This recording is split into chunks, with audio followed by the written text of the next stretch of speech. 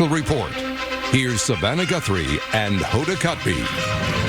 Hi, everybody. We continue to follow this breaking news out of Russia this morning. WNBA star Brittney Griner heading home, a prisoner swap after 10 months. President Biden at the White House. Let's listen. Standing together with her wife, Cherelle, in the Oval Office, I spoke with Brittney Griner. She's safe. She's on a plane. She's on her way home. After months of being unjustly detained in Russia, held under intolerable circumstances, Brittney will soon be back in the arms of her loved ones, and she should have been there all along. This is a day we've worked toward for a long time. We never stopped pushing for her release. It took painstaking and intense negotiations, and I want to thank all the hard-working public servants across my administration who worked tirelessly to secure her release. I also want to thank the UAE for helping us facilitate Brittney's return, because that's where she landed. These past few months have been hell for Brittney and for Charlie and her entire family and all her teammates back home. People all across the country have learned about Brittney's story, advocated for her release, stood with her throughout this terrible ordeal. And I know that support meant a lot to her family. I'm glad to be able to say that Brittney's in good spirits. She's relieved to finally be heading home. And the fact remains that she's lost months of her life, experienced a needless trauma, and she deserves space, privacy, and time with her loved ones to recover and heal from her time being wrongfully detained. Brittney is an incomparable athlete, a two-time Olympic gold medalist for Team USA. She endured mistreatment in a show trial in Russia with characteristic grit and incredible dignity. She represents the best about America. It is across the board, everything about her. She wrote to me back in July. She didn't ask for special treatment, even though we've been working on a release from the day one. She requested a simple quote, "Please don't forget about me and the other American detainees. Please do all you can to bring us home." We never forgot about Brittney. We've not forgotten about Paul Whelan, who's been unjustly detained in Russia for years. This was not a choice of which American to bring home. We brought home Trevor Reed when we had a chance early this year. Sadly, for totally illegitimate reasons, Russia is treating Paul's case differently than Brittney's. And while we have not yet succeeded in securing Paul's release, we are not giving up. We will never give up. We remain in close touch with Paul's family, the Whelan family, and my thoughts and prayers are with them today. They have to have such mixed emotions today. And we'll keep negotiating in good faith for Paul's release. I guarantee that. I say that to the family. I guarantee you. And I urge Russia to do the same to ensure that Paul's health and humane treatment maintained until we are able to bring him home. I don't want any American to sit wrongfully detained in one extra day if we can bring that person home. My administration has now brought home dozens of Americans who were wrongfully detained or held hostage abroad, many of whom had been held since before I took office. And today, we also remember the other Americans that are being held hostage and wrongfully detained in Russia or anywhere else in the world. Reuniting these Americans with their loved ones remains a priority for my administration, every person in my administration involved in this. And we're going to continue to work to bring home every American who continues to endure such an injustice. We also want to prevent any more American families from suffering this pain and separation. And I strongly urge all Americans to take precautions, including reviewing the State Department's travel advisories before they travel overseas, which now includes warnings about the risk of being wrongfully detained by a foreign government. Make no mistake about it. This work is not easy.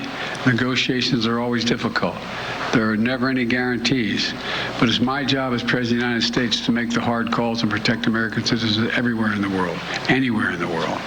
And I'm proud that today we have made one more family whole again. So welcome home, Brittney. And now I'd like to invite Cherelle to say a few words to you all. Of course, she's not excited at all about this. Cherelle, it's all yours, kiddo. Congratulations again. Thank you.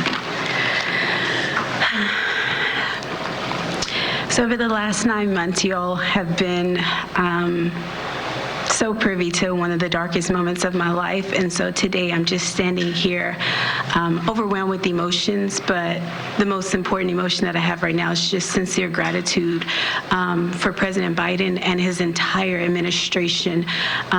He just mentioned this work is not easy, and it has not been. There's been so many hands involved, and so I'd like to take a moment to just specifically mention a few. Vice President Harris, Secretary Blinken, Jake Sullivan, Josh Geltzer from the National Security Council, Roger Carson and Fletcher, Schoen from the Hostage Envoy's Office. A special thank you to Governor Richardson and Mickey, the Mercury Players, the WNBPA for your advocacy, and also, you guys may not know this, but my family has been tremendously supported by the Wasserman Agency. BG's agent, Lindsay Colas, has just been amazing for me and my family throughout this process. So today my family is whole, but as you all are aware, there's so many other families who are not whole. And so BG's not here to say this, but I will gladly speak on her behalf and say that BG and I will remain committed to the work of getting every American home, including Paul, whose family is in our hearts today as we celebrate BG being home. We do understand that there are still people out here who are enduring what I endured the last 9 months of missing tremendously their loved ones. So thank you everybody for your support. And today it's just a happy day for me and my family. So I'm gonna smile right now. Thank you. Thank you. Thank you all very much. Mr. President, what has Russia gotten in return, Mr. President? What has Russia gotten in return for this prisoner swap? From the White House, President Biden, Vice President Harris, and Cherelle Griner, the wife of Brittney Griner, BG, who has just been freed from a Russian prison in a dramatic prisoner swap. But Paul Whelan, who often had been mentioned in the same breath as Brittney Griner, was not freed. And Cherelle Griner right there saying she knows it's a moment of disappointment for his family, but she also smiled for the joy that she is feeling as well. Let's go to NBC's Chief White House Correspondent Peter Alexander with reaction there. Hey, Peter. Hey, Hoda and Savannah, good morning to you. We want to pull back the curtain a little bit on what we know happened already earlier this morning, as you just heard from the president. Earlier this morning, President Biden joined in the Oval Office by Cherelle Griner, who you just heard from, as well as the Secretary of State, Tony Blinken, and the Vice President, Kamala Harris, who you see there, were able to speak with Brittney Griner by phone. And then later, Cherelle Griner, Brittney Griner's wife, was able to have a private conversation by phone with her wife from the president's study. So the question now is, where does she go? Senior administration officials are telling NBC News that Brittney Griner is being flown to a military medical facility in San Antonio for care and treatment, effectively to make sure that she is physically well and to check on her. You can imagine the mental and physical ordeal that Griner would have had over the course of nearly 10 months behind bars. She was there, first detained February 17th of this year. We are told that Cherelle Griner will be flying to San Antonio, where she will have the first opportunity to greet her wife. But for the White House, this is a major diplomatic achievement. But as you note, it does come with some significant frustration, the inability to be able to get Paul Whelan home as well. Whelan, a U.S. businessman, a former U.S. Marine, remains detained in Russia. The U.S. says that his detention is unacceptable and that it is wrongful. And now, for the first time, we are hearing from the family of Paul Whelan. His brother David Whelan releasing a statement just moments ago celebrating the release of Brittney Griner, but saying, despite the possibility that there might be an exchange without Paul, our family is still devastated. I can't even fathom how Paul will feel when he learns. The exchange of Brittney Griner, we are told, came, according to U.S. officials, for a man by the name of Victor Bout, a convicted Russian arms dealer who had already served 14 years. He had 7 years left on his sentence, and it's a significant swap. This was a stinging swap for the U.S. to have to make. We are told by senior officials here that the U.S. did everything in its power to try to bring Whelan home as well, but the Russians made it very clear that it was going to be Brittney Griner or no one. The U.S. continues to deny that Whelan was a spy, but his is an espionage case. Savannah and Hoda, at this point, the Russians are not willing to turn Whelan over. Back to you. And I mean, Victor Bout, as you mentioned, obviously a convicted arms dealer referred to by some in the U.S. as a merchant of death. Wow. But it was his trade that secured the release of Brittney Griner this morning. Well, we're going to turn now to NBC's chief foreign affairs correspondent, Andrea Mitchell, who broke this story earlier for us. Andrea, good morning. Good morning. Hoda and Savannah, it is, as we say, bittersweet because Paul Whelan is not out, but you saw the joy on Cherelle Griner's face and her words with Griner being out. And I think that it's really notable in this statement from David Whelan that he says that he is so glad that she's on her way home, that as the family member of a hostage, an American hostage, he fully understands the joy of this and that the Biden administration made the right decision in bringing her home, validating the very tough decision that they had to make. And what a senior official just said to me is, we had no choice. The Russians, at the end of these negotiations where they were trying to figure out a second person, because the Russians wanted what they called parity, 2 for 2, but they wanted a spy, and the U.S. said, we don't have a spy in our custody. And so what they said was, according to the senior official, the choice was 1, meaning Griner, or none. And they were prepared to cancel Griner's release if the U.S. had insisted on trying to get Paul Whelan out. And with the prior notification this time, unlike last spring when there was another false start, with the prior notification to the Whelan family that this was going to happen, and they were again going to be disappointed. David Whelan said that that made a big difference. He was able to prepare his parents, who are 85 and 83 years old, but that Whelan will not be coming home for Christmas, but happily, Brittney Griner is. It's an incredibly thoughtful statement from David Whelan, and he does express his joy and relief for Brittney Griner, but he calls it a catastrophe for his brother. Let's talk about Brittney Griner. We don't want to miss the moment here, Andrea. She has been freed after nearly 10 months. Can you talk about the type of conditions she may have been kept in? I know at the very end there she was sent to a notorious penal colony in Russia. No, exactly. At the beginning of November, after her appeal was lost, she was taken from the detention jail where she had been at least more accessible to occasional visits from U.S. Embassy officials and taken to this penal colony. And the conditions, we understand, were terrible. That the gruel that they were fed, not nutritious, no hot water, 1 bathroom for as many as 80 women prisoners, very little exercise. And this woman is 6'9" years old, had already been kept in a cell that was way too small for her. She's missed, an entire season, 10 months of physical fitness and of conditioning and of her career at the peak of an athlete's life and career.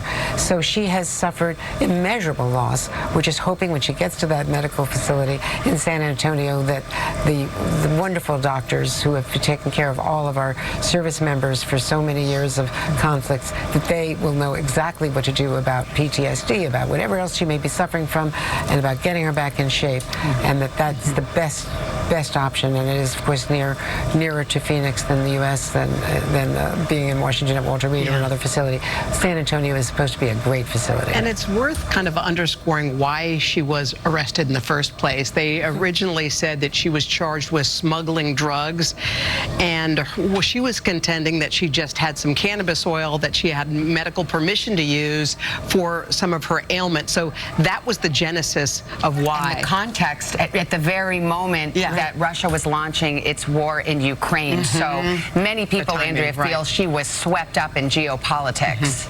Absolutely. It was February 17th when they were about to launch the war on February 24th. And the fact is, it was less than a gram. There was no testimony, and I watched all of the trial. No testimony in any of these events that it was more than, less than a gram of cannabis oil, medically prescribed by the physicians, the sports doctors in Phoenix. So there's no question that she was not doing anything that would warrant this. In any case, even if if she weren't being held hostage geopolitically, there's no excuse at all. And it's also, Andrea, worth noting, this is exactly what she said when she was in trial. I never meant to hurt anybody. I never meant to put in jeopardy the Russian population. This is what she had to say after the conviction. I've never meant to break laws here. I made an honest mistake. I mean, that's what she contended. We have Peter Alexander. Peter's at the White House, and I want to talk about the Whelan family because this statement, which I said is quite lengthy and again, very nuanced, very generous, of course, to Brittney Griner, but also it's tough on the administration, past and present, saying that the family wishes it had been more assertive to get Paul's release. Does that work continue, or is this just a dead end? Russia saying, we want you to give us a spy, the U.S. saying, we don't have any spies, and that's the end of it? Well, the U.S. work continues, as the president himself indicated in his remarks earlier today. But as you see, they are facing a brick wall in terms of the Russian Federation right now. Their unwillingness to turn over Paul Whelan, who you'll remember was picked up back in 2018. He is a U.S. businessman, but notably he is a former U.S. Marine. And it's on that basis that Russia has been making its case. The U.S. says wrongfully that he was there serving as a U.S. spy. The U.S. has repeatedly denied that. We are now hearing from some of the officials here as this news is breaking. They are saying this is a big day. It is a great day, they say, but it would sure be a lot better, in the words of one of these officials, if Paul was coming home as well. So that's what makes this particularly bittersweet right now. And we should note that, I mean, this is the president ultimately who signed off on this. But Victor Bout, he is a significant prisoner that the U.S. had in custody. As we have said, a convicted arms dealer, the merchant of death, Savannah, as you noted earlier. There were conversations in the back and forth that took place over the course of the last several months where the Russians appear to have expressed interest into one of their citizens who was an assassin who was being held in Germany by the German government. But that was a non-starter in the course of the back and forth. But as Andrea indicated, at the end of the day, when the Russians said they would give up Brittney Griner, and Brittney Griner, the President of the United States, made the decision to go with it. All right. Peter, thank you very much. This has been an NBC News special report covering the release of Brittney Griner, and we've learned this morning she has been traded, as Peter mentioned, for a notorious Russian arms dealer who had been convicted and served about 3/4 of his sentence, Victor Bout. That trade has secured her release. She is en route to San Antonio, where we understand she'll be receiving medical treatment. And it was nice to see her wife, Cherelle, up there at the podium saying that at this moment, although there's still a lot going on, she's going to take this moment to pause and smile. So it's important to mark the moment, what has happened today. Absolutely. A lot of work behind the scenes, some false starts that we had seen earlier, reports that there would be a prisoner swap. It did not pan out. They continued to work on it. These images coming to us from the White House, from inside the Oval Office this morning. We'll continue to keep a close eye on it. We'll bring you any updates, more coverage on NBC Nightly News and on NBC News Now. For now, most will go back to today.